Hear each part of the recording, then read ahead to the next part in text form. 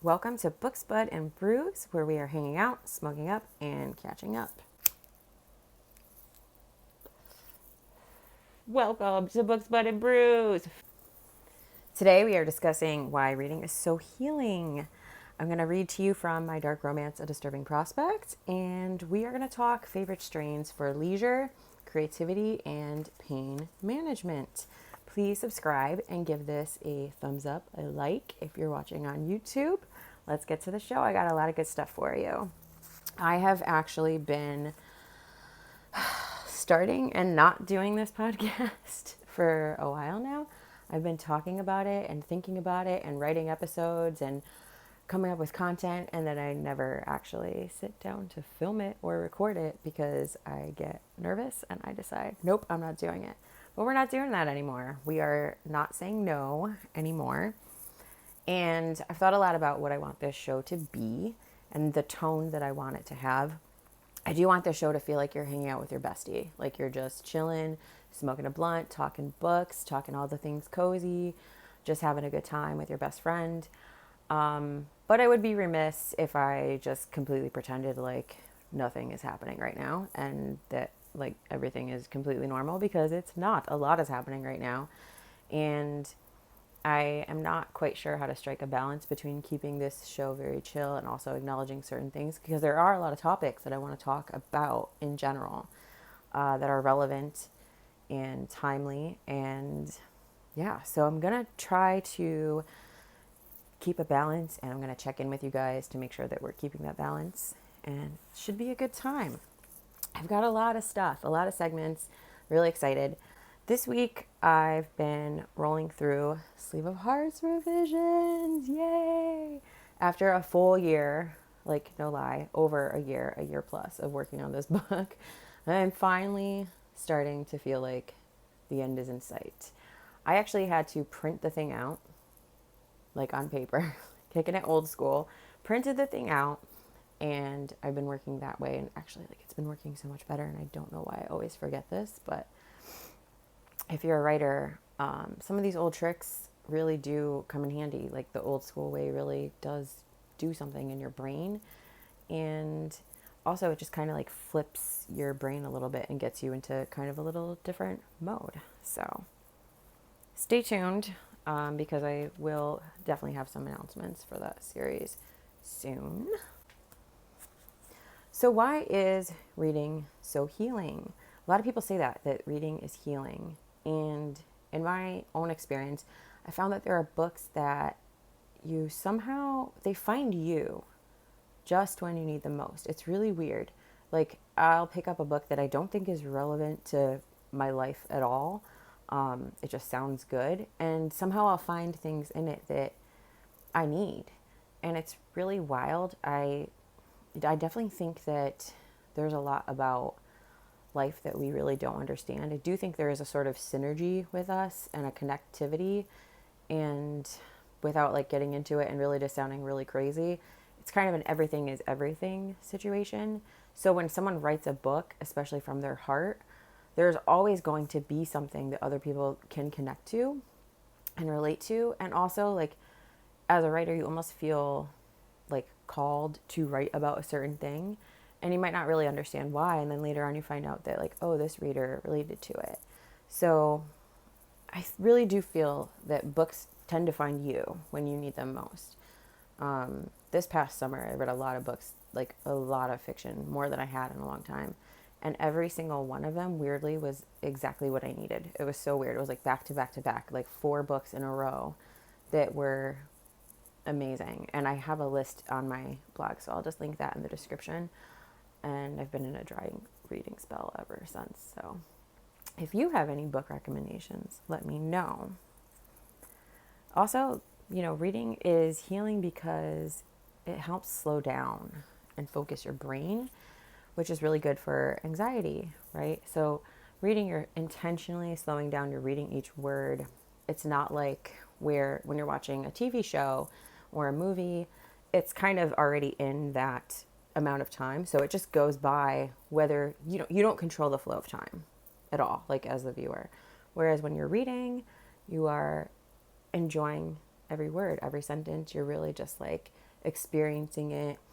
And because you're focusing on it, and some of us have to reread the same paragraph over and over again, and that's okay because you're still focusing and you're bringing yourself to a different center, and it helps slow down your brain. It's really good stuff.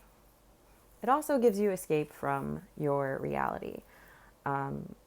Whatever reality may be, it doesn't have to be like a horrible reality, right? Like it can be an escape just from the mundane. Like, oh, I'm going to my 9 to 5 and now I'm reading. Now I get to escape my job that maybe I like or I don't like or whatever, but like I'm reading and it's taking me out of the kind of day to day that can get monotonous, or when there's something going on that's heavy that we can't quite figure out how to wrap our heads around. It's an escape from that. And it gives us some time to kind of just let go of all the things that we're worrying about and just dive into a whole new world, and sometimes even a whole new set of problems, right? Like sometimes it's really fun to dive into a horror book where things are much, much worse, and you're kind of like, well, it's not zombies, so I guess it's not so bad, right? It's also, reading is a safe way to process trauma, right? And other complicated feelings. I know it's like really controversial in the dark romance community about whether or not you put trigger warnings on your books, content warnings. But the thing is those content warnings actually work in multiple ways. They're not just to warn people like, oh, this might upset you. It's also to let people know that like, hey, we are covering this content.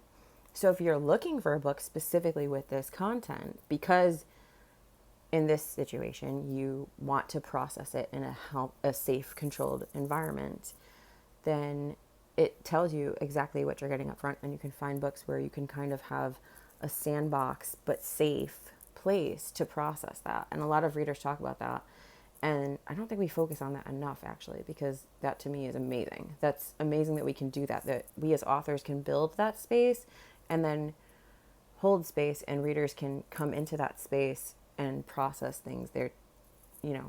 That's amazing. I don't know that many of us authors like thought about that when we wrote. Like when I was starting to write A Disturbing Prospect, I wasn't thinking about like, oh, like who might connect to this and who might find something in this. I was more thinking like, these things happened and I want to write about it and process it because I want to get it out of my system because I'm mad and I have feelings and I need to process them. So it's interesting. Like a lot of dark romance authors talk about how they are survivors of different things, or they've had different experiences, and that's why they write what they write, because of those experiences. So the book ends up being a safe place first for the author and then later for the reader, which is just crazy to me. I want to play with that more in my career going forward. I want to really like work with that and see like what we can actually accomplish with that, because that to me is amazing. Because this next tidbit gets me so excited. Writing creatively actually helps you process trauma. This is scientific. There are studies, there is research to show this. If you write creatively to process your trauma, it has a similar effect as EMDR. So it's a therapeutic method. It's very exciting. We are definitely going to get on this in future episodes. We're going to talk about this more because it excites me. It's amazing. Like we as writers, we do this naturally. We do it instinctively. And as readers, we do it too. It's just like a different side of the same coin. And it's so cool to me that you can actually do it purposely, right? It's like our instincts were right. Like there is science behind it and data to show that like, yeah, that's working. We should do more of that. So we're definitely going to talk about that more. Today we are reading from A Disturbing Prospect. And today we are comfy in our sweats with some tea today. That's the brew. The bud is Trainwreck.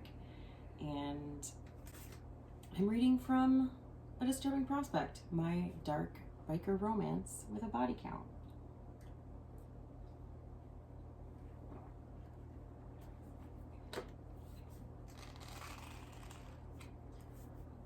So, Let's begin. Chapter 1, Cliff. The second the sun touches my skin on the other side of the barbed wire chain link fence, I am truly free. It doesn't matter that I have to meet with my probation officer or that I don't exactly have any place to go.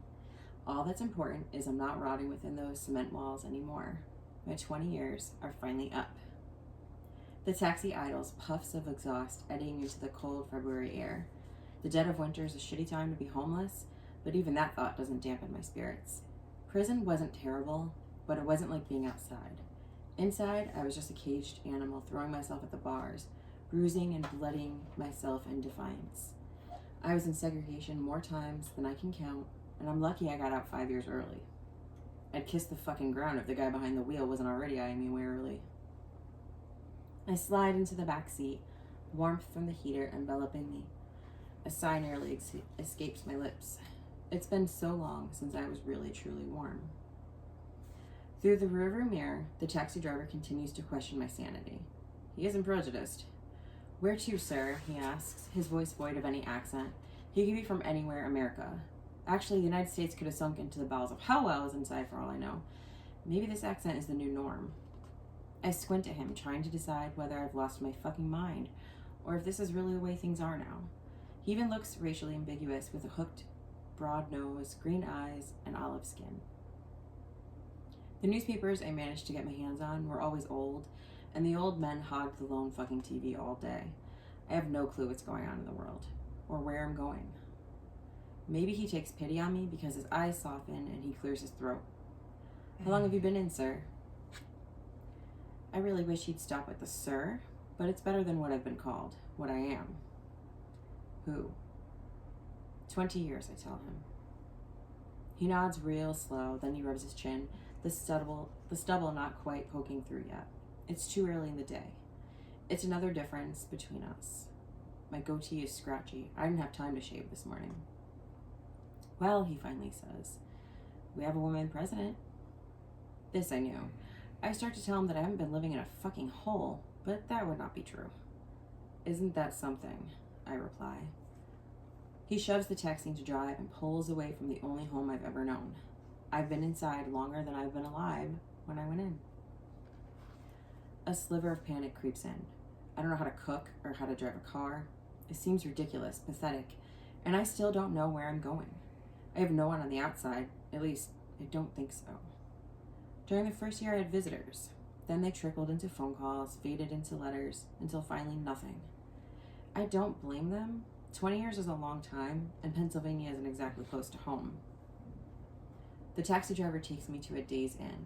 I don't even bother looking through the glass as we drive through the small town. There's not a damn thing here. I use most of the only cash I have left to buy a room for the night, and when I leave the lobby to find my room, the taxi is already gone. Blinking into the winter gloom, it starts to sink in that I don't have any friends, inside or out. I'm a goddamn statistic. But the room has a shower that doesn't run cold after 2 minutes, and I take a half hour to revel in my first real taste of freedom. The hot water sluices over hard muscle I've been careful to build and maintain. My own mother probably wouldn't recognize me. After I step out, I clear the mirror with a hand and take a good look. It's been a while since I looked at my reflection in something other than a mirror that more closely resembled a dented paper towel dispenser. In the pen, everything is constructed with safety in mind, carefully evaluated to ensure that even the simplest of tools can be converted into deadly weapons. But anything can be a weapon. Anything. Even my bare hands. The goatee doesn't surprise me. It's familiar and has kept my face warm for 2 decades. It's the crow's feet at the corners of my brown eyes that make me pause. I'm only 38, but even though I don't feel it, I look it. Maybe I'm 5 years older. A frown creases my forehead. It really shouldn't matter. I'm not entering any beauty pageants anytime soon, and any woman who might be interested would be quick to run in the opposite direction the second she heard about my record. She'd be careless not to. I drape the towel over the hook on the back of the door and stalk out bare as the day I was born. There's no one here to see me, and I'm not too keen on the idea of changing back into those clothes. They were donated to the prison, never were mine.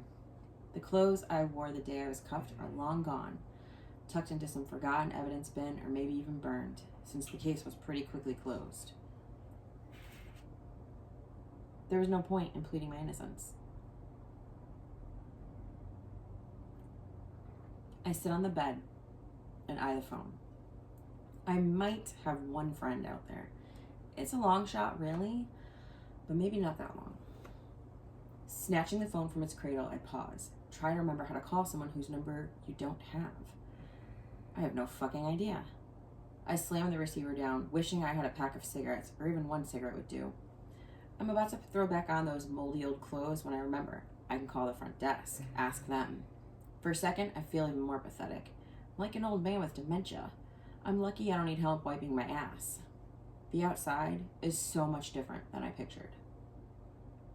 The closer I got to my parole hearing, the more convinced I was that there would be some kind of process, a sort of easing into things for the post-release inmate. When I mentioned it to my CO, motherfucker laughed at me and handed me a booklet. The morning of my release, he handed me some cash, my total earnings. 20 years of pennies on the hour, and I can't even afford a second night at a shithole motel. I need to make that call because it's the only chance I have. Otherwise, I'll be right back in within hours of walking out. Sucking in a breath between my teeth, I pick up the phone again and call the front desk. A chipper female voice answers, a young voice. Days in front desk, how can I help you? Hey there, sweetheart, I drawl. My voice is smoked whiskey, smooth but with a bite. I need to look someone up in Connecticut.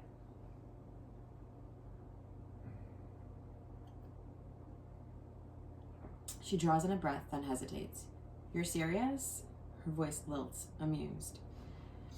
I lay it on thick, dropping my voice several octaves, still sweet, but low enough to drop panties.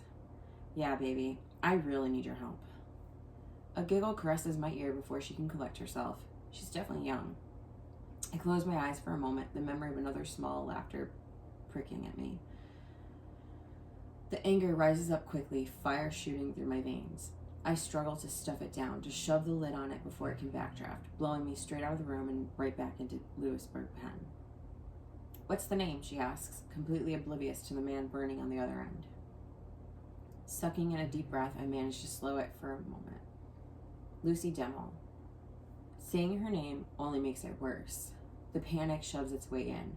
I wonder if she's even alive, if she's healthy, safe, or if she's just another statistic too. I jump up from the bed, pace the room, wait. The receptionist spells out our last name, and the sound of tapping reaches my ears. It's a weird tapping, though, a computer keyboard. I frown. Aren't you gonna patch me through? She laughs. I'm looking her up on Facebook. Hold on. My eyebrows furrow. Facebook? Before I can ask what the fuck that is, my angel lets out a triumphant aha and rattles off a number to me. I fumble for the pen and notepad in the drawer, ask her to repeat it and jot it down. Are you sure that's really her? I need to know because I can't take the disappointment. Lucy Demmel, she says, as if she's reading. 28, lives in Naugatuck, Connecticut, went to Naugatuck High School. She's in a relationship. Wait. I take another deep breath. How do you know all this? The age is right, the town too. Never mind, I say, even as my angel laughs at me. Flat out laughs. Not just amused, she's almost hysterical. How does she look? The laughter dies. You're not like a stalker, are you? I sigh. She's my cousin. Same last name. Come on, what does she look like? She makes a skeptical sound, like a Maybe I shouldn't have given you her number. Oh shit. Am I gonna get fired? Please don't get me fired. I can't keep a job. Christ. I've always been a magnet for head cases. Shh, baby. I'm not a stalker. She really is my cousin. Check my room records. My last name is Demmel, but don't call me Clifford or I'll... The threat dies on my lips because it's not an idle one. I blink and wonder how long it'll take for the prison effect to wear off. How long before I'm normal again. I don't even know who I am anymore or what normal is. She has long red hair, kind of wavy-like, real sad green eyes, and her pause stretches, almost endless. A beauty mark or a mole thing right near her eyebrow? I almost cry with relief. That's my Lucy. Her last post, strength isn't keeping your tears locked up when you're sad. It's saying no to a marriage proposal from the sexiest, Sweetest man alive, even when everyone expects you to say yes. Fuck that shit. She snorts. What? She whisper reads it again. That fucked up sense of humor is Lucy all the way. I rattle off the phone number back at my angel to make sure I got it right, then hang up. I pick up the phone again and dial the number. It rings, the connection crackly, but real. I almost lose my shit. I don't know what I'm going to say, or if she even remembers me. She was so little, maybe she blocked the whole thing out. A loud male voice booms into my ear. Please dial the numeral 1 before the area code. This is a recording. I hang up, muttering a no shit. Clearing my throat, I try again, this time dialing 1. I vaguely remember needing to do that before I went in. This time the call goes through. It rings 5 times, and then my heart stops. Hey, you've reached Lucy. You know what to do, don't you? The disappointment shoots into me. My shoulders slump, and I almost drop the phone onto the floor. Please leave a message after the tone. When you are finished recording, hang up or press 1 for more options. A shrill beat pierces my ears, and I nearly drop the phone again. Shit. No. Wait. Sorry, Luce. I pause. Suddenly, I really have no idea what to say. Yeah. Luce, this is Cliff. I don't know if you remember me. It's been ages since I got a letter from you. I assumed your parents shut that shit down real fast. Sorry. Well, I guess you're not 8 anymore, so it's okay to swear around you.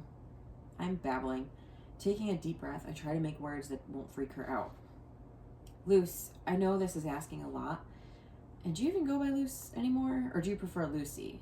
I rake my free hand through my hair. I'm fucking this up. Majorly. I let out a low, frustrated sound. Okay, look, I'm at the Days Inn in Lewisburg, fucking Pennsylvania, Luce. I'm just gonna lay it all out here.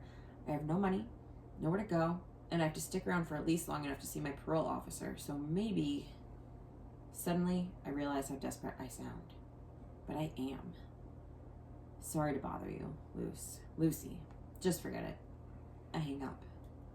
Dressing, I decide I'm better off spending my time finding a job. If I'm gonna get out of this ass crack of a town, I'm gonna need cash, fast. There's gotta be a diner or something looking for suckers who don't mind bussing tables for minimum wage. And maybe they'll even overlook my record. The odds of me finding a job are even lower than finding Lucy. I figure my angel at the front desk can't possibly save me twice, but maybe she can. Maybe she's from around here and knows of a place that'll hire without asking questions. Or she can at least point me to the closest drug dealer so I can start selling too. I really will be a statistic if I don't get my shit together. My hand is on the doorknob when the phone rings. I freeze, then turn in slow motion toward the nightstand where the phone rests. But it keeps ringing, and I have to accept that I'm not imagining it. I dart across the room and grab it, pressing it to my ear. Yeah, Lucy? Cliff, she sobs. Is it really you? A relieved sigh escapes my lips. It's me, I say with a smile. She sounds so different, yet I'd know that voice anywhere. You're really out? I can't believe it. I thought you had another 5 years. Yeah, I got lucky, overcrowding and good behavior. Mostly. Plus, I had a lawyer that was really good at talking judges into dreamland. Cliff, holy shit. Where are you? I mean, I know where, but when are you coming home? She's talking so fast, I can barely understand her. I love every second of it. I hate to disappoint her, even after all these years. Luce, I can almost hear her shoulders slump. You're not coming home? Not likely. At least not anytime soon. I'm broke, kid. And I'll PayPal you some money, she says. And now she's really talking fast. I strain to understand her, the words like a foreign language. At least her accent is Connecticut. I let her finish, again wishing I had a cigarette, something to calm my nerves. Cliff, you there? Swallowing past the dry lump in my throat, I tell her I am. I've got no clue what you're talking about, Luce. Okay, just give me your email address. She's gonna think I'm an alien, that the games we played when she was a kid were real. I don't have one. She barks out a laugh. What? Oh, no Wi-Fi in prison. Wi-Fi? My head starts to throb. Like AOL, but wireless. She laughs again. Wow, this is so funny. You're like a newborn. It's good that she can be so positive about this, about anything. All right, let me think. She hums a little. No email address, and I'm guessing you don't have a bank account either. Jesus, prison is inhumane. Well, there's only one solution. I shrug because seeing as how I can barely grasp this Wi-Fi stuff, I'm probably going to be blown away by whatever she comes up with. Cliff, text me your address. The throbbing between my eyes intensifies. Luce, I don't... Fuck, she yells. You probably don't even know what a cell phone is. I know what a cell phone is, I shoot back. Yeah, the clunky TV remote looking ones from the early 2000s, she jokes. Both of my eyebrows lifts. Everything is different now, huh? My voice is low, but not that flirtatious purr I used on the girl at the front desk. I sound sad. I need to man the fuck up. It is, she agreed. But don't worry. I'm going to take care of you, reintroduce you to the wild, and teach you how to play Pokemon Go.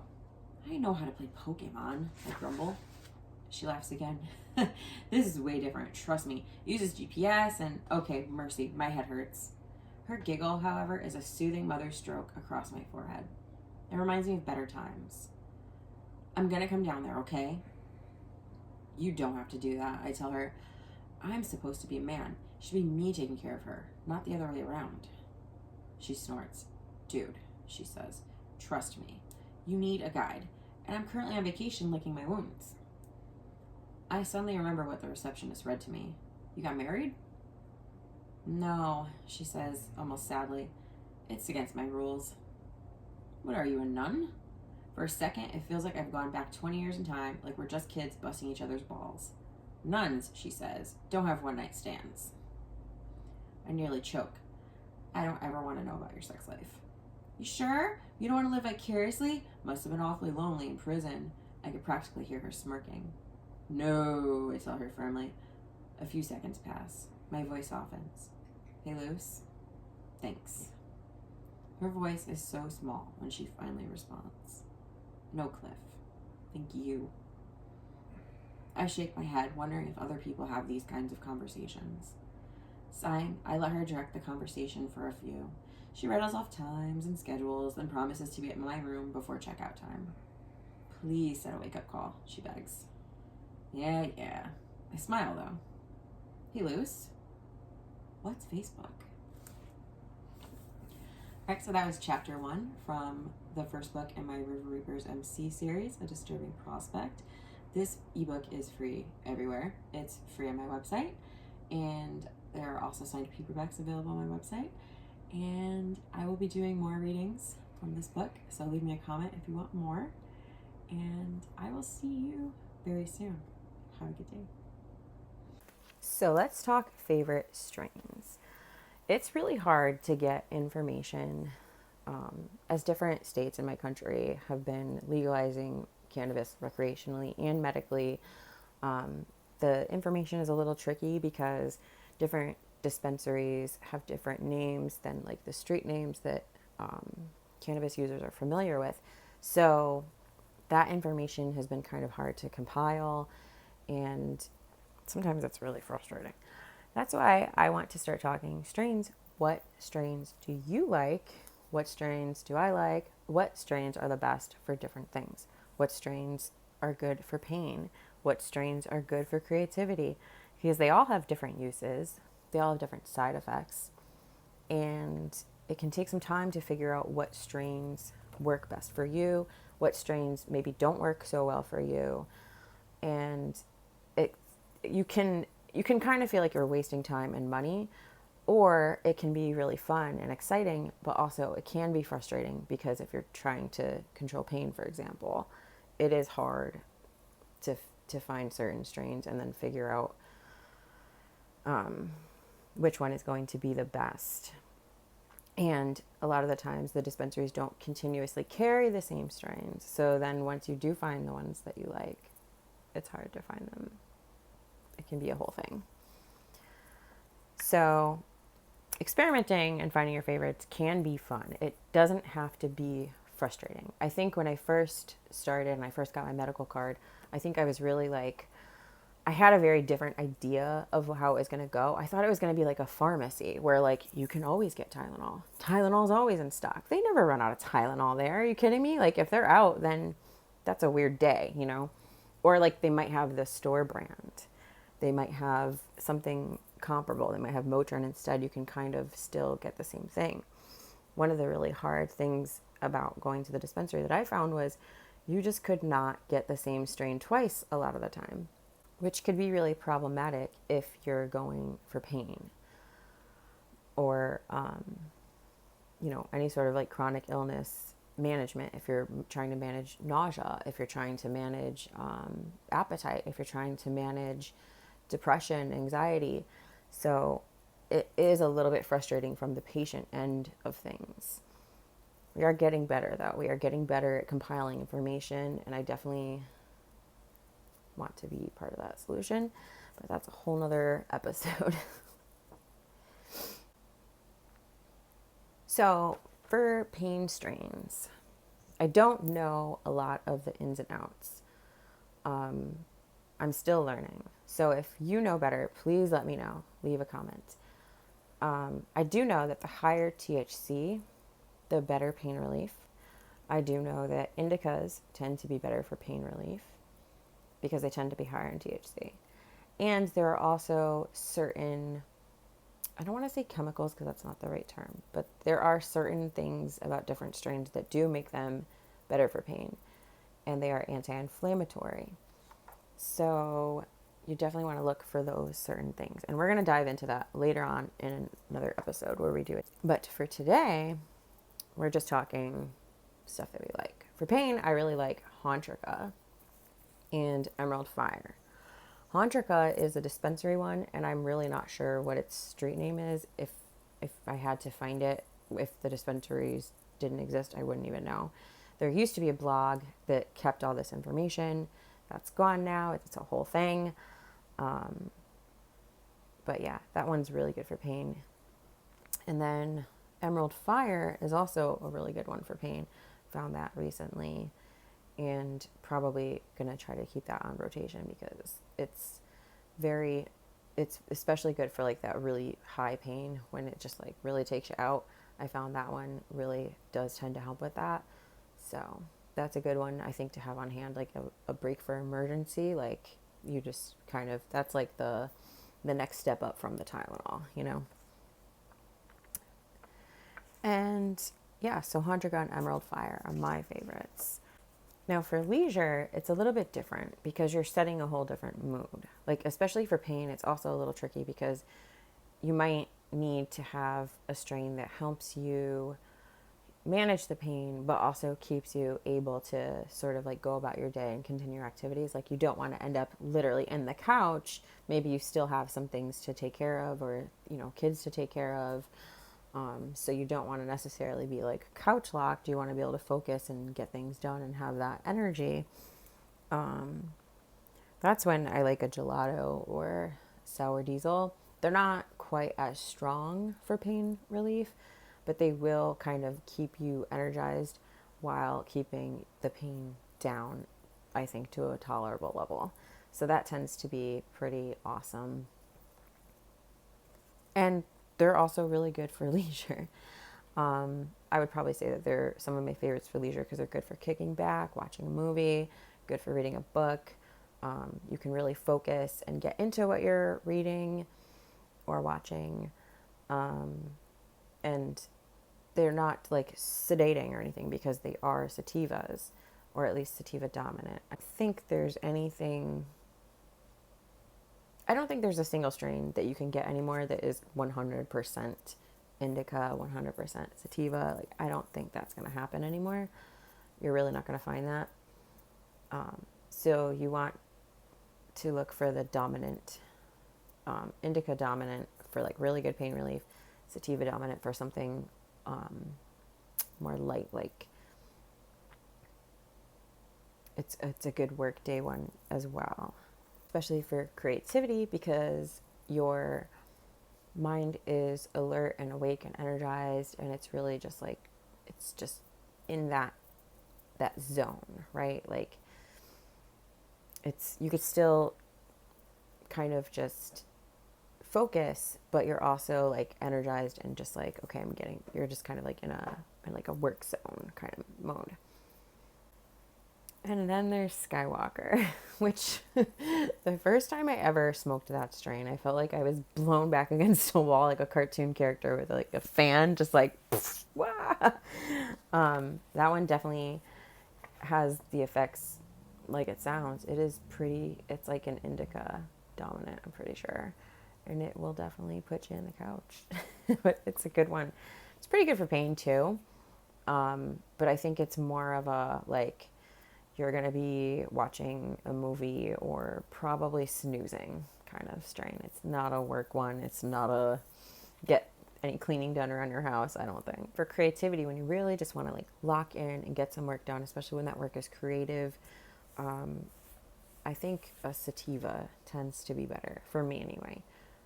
Again, because you're alert, it's energizing. It's not a sedating, like, oh, I gotta go sit down and maybe take a nap kind of situation. You're just like much more focused. And so for that, it's gelato and sour D. I mean, I'm a simple girl. I don't have a lot of like, I'm not all over the place. It's like a pretty short list. They're pretty consistent. I just added Emerald Fire to this list because I just tried it just a couple months ago and it was probably the best strain I've ever had. Because even like, I felt like it was really good for pain. I felt like you could switch gears and be creative with it. And I felt like you could also be kind of switch gears again and be more like, kind of like chores kind of mode, like getting your dishes done and you're cleaning around your house and that kind of stuff. So all around, like, I would definitely say Emerald Fire is my favorite. But really any of the ones that I've listed, and I'll put them on the screen, I'll put them in the description below if you want to give them a try or check them out, find more information about them. Those are some really good ones. And if you know of any that you really like, that are especially that are good for pain, those ones are always good to share. So please leave them in the comments. Let us know what you are smoking, because sharing is caring, and the 420 culture is all about sharing. So we don't gatekeep around here. And that's the show, guys. I have so many more segments that I want to start adding to these. I will be checking with my sponsors, and I will definitely be checking the comments. I would love to hear from you guys to see what you think, what you want to see more of, and what you enjoyed. So please subscribe for more. Give this a like if you're watching on YouTube, and I will see you in the next episode. Until then, happy reading! You've been listening to Books, Bud, and Brew with Elizabeth Barone. Tune in next time for more.